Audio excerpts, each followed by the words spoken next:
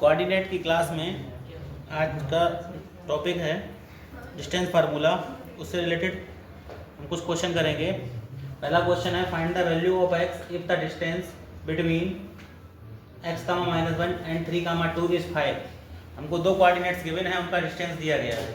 ठीक है, जब दो कोऑर्डिनेट्स गिवन है, उनका डिस्टेंस दिया गया है, तो पहले कोऑर्डिनेट्स है x, -1, उसको हमने p मान लिया। दूसरा कोऑर्डिनेट q 3, 2 मान लिया। इनके बीच का जो डिस्टेंस है वो कितना है? 5 है। क्लियर? इतनी बात समझ में आ गई?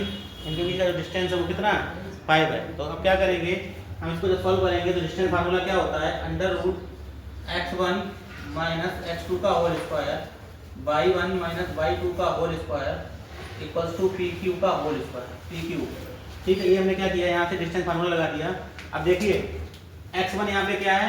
x1 यहाँ पर x है, y1 यहाँ पर -1 है, x2 यहाँ पर कितना है? 3 है, और y2 कितना है? 2 है। इनकी वैल्यू को इस वाले फार्मूले जब हम पुटअप करेंगे तो क्या आएगा? इधर देखो √x1 - x2 यानी कि x1 - 3 का होल स्क्वायर, x1 की वैल्यू x, x2 की value 3, plus y1 - y2, y1 - y2 का होल स्क्वायर यानी कि यहाँ पे -1, y1 की वैल्यू है -2, माइनस चिन्ह है, y2 की वैल्यू 2 का whole square equal to pq की डिस्टेंस कितनी है? 5 है, गिवन है। क्लियर? गिवन है। तो क्या करेंगे अब, जब इसको सॉल्व करेंगे यहाँ पे तो क्या करेंगे? ये रूट हटाना पड़ेगा। रूट हटाने के लिए क्या करेंगे? स्क्वायरिंग ऑन बोथ साइड करेंगे। रूट हटाने के लिए क्या करेंगे? Squaring on both side. जब स्क्वायरिंग ऑन बोथ साइड करेंगे तो यहाँ से क्या होगा? x - 3 का होल स्क्वायर, ये क्या हो गया? -3 का होल स्क्वायर इक्वल्स टू 5 का स्क्वायर। स्क्वायरिंग करने से ये रूट हट जाएगा और ये 5 का स्क्वायर 25। ठीक है, तो यहाँ से x - 3 का होल स्क्वायर प्लस -3 का होल स्क्वायर इक्वल्स टू 5 का स्क्वायर। अब जब इसको सॉल्व करेंगे तो यहाँ पे लगेगा a - b का whole square, a square b मतलब 3 का स्क्वायर 9 माइनस का 6x और ये 9 इक्वल्स टू 25। क्लियर?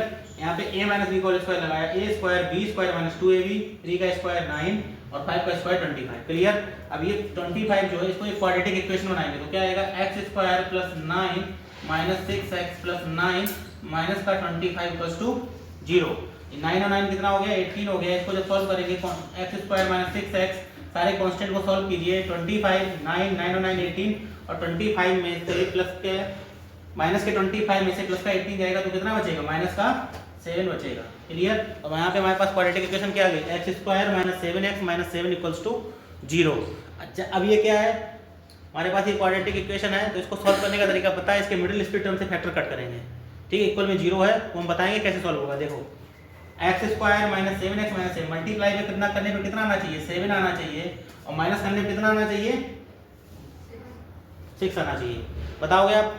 7 × 1 और 7 माइनस 1। इतनी बात समझ में आ गई? x square 7 minus 1 x minus 7 equals to 0। यहाँ से मल्टीप्लाई x स्क्वायर माइनस का 7x माइनस माइनस प्लस 1 का x minus 7 equals to 0। Clear? इतनी बात समझ में आ गई? इतनी बात समझ में आ गई। यहाँ से क्या करेंगे? x कॉमन लेंगे, क्या बचेगा? x minus 7। यहाँ से प्लस 1 कॉमन लेंगे, क्या बचेगा? x minus 7 equals to 0। इतनी बात समझ में आ गई। अब यहाँ देखो x माइनस 7, ये ध्यान रखना, जो इस वाले ब्रैकेट में आना चाहिए वही इस वाले ब्रैकेट में आना चाहिए। तो यहाँ पे x माइनस 7 पूरे से कॉमन, x माइनस 7 और x प्लस 1 बचेगा इक्वल्स टू 0। अब क्या करना है? इतना तो काम 9th में करते ही थे, x minus 7 x plus 1 equals to 0। अब 0 जो आ रहा है, एक बार इस ब्रैकेट को 0 के इक्वल करेंगे, यानी कि यहाँ पे हम x माइनस 7 को जब 0 के इक्वल करेंगे तो x इक्वल्स टू क्या आ जाएगा? 7। इसी प्रकार से x प्लस 1 को 0 के इक्वल करेंगे तो x इक्वल्स टू क्या आ जाएगा? माइनस का 1। क्या आ जाएगा? माइनस का 1। यही तो हमारी x की वैल्यू हो जाएगी।